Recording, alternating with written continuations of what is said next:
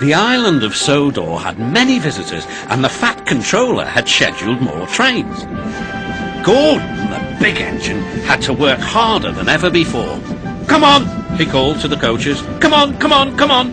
The passengers rely on me to be on time."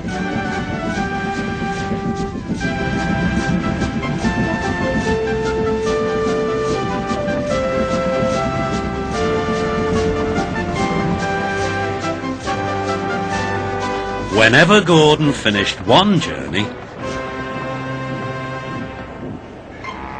it was time for another to begin.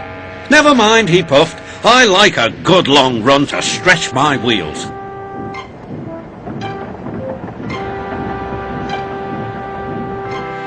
Even so, the Fat Controller decided that Gordon needed a rest.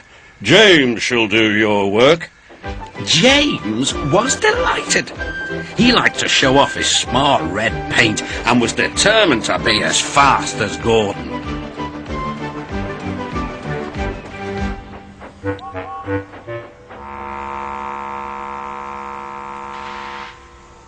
"You know, little Toby," he boasted, "I'm an important engine. Everyone knows it. I'm as regular as clockwork, never late, always on time."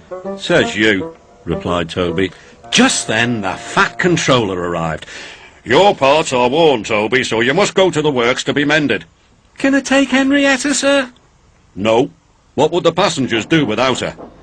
Toby saw Percy by the water tower. "Don't worry, Toby," said Percy. "I'll take care of Henrietta until you get back." Soon Toby was out on the main line. He clanked as he trundled along. He's a little engine with small wheels. His tanks don't hold much water.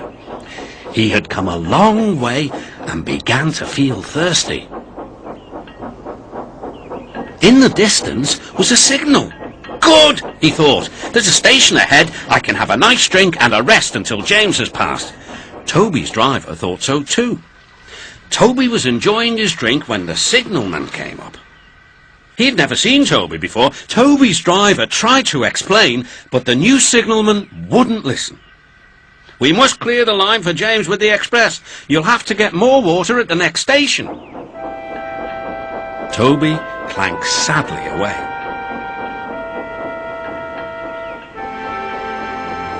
Hurrying used a lot of water, and his tanks were soon empty. Poor Toby was out of steam and stranded on the main line. "We must warn James," said the fireman. Then he saw Percy and Henrietta. "Please, take me back to the station. It's an emergency." Henrietta hated leaving Toby. "Never mind," said Percy. "You're taking the fireman to warn James. That's a big help."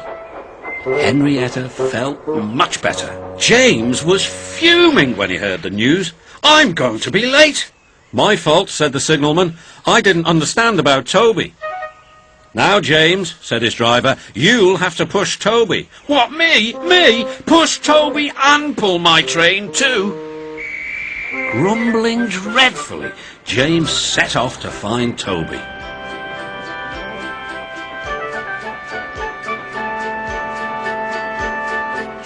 He came up behind Toby and gave him a bump. "Get on, you!"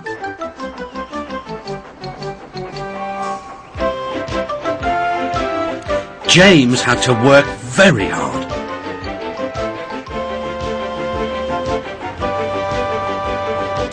When he reached the workstation, he felt exhausted. Some children were on the platform. "Coo," said one. "The express is late and it's got 2 engines. I think James couldn't pull it on his own, so Toby had to help him." "Never mind, James," whispered Toby. "They're only joking." "Ha ha!" said James.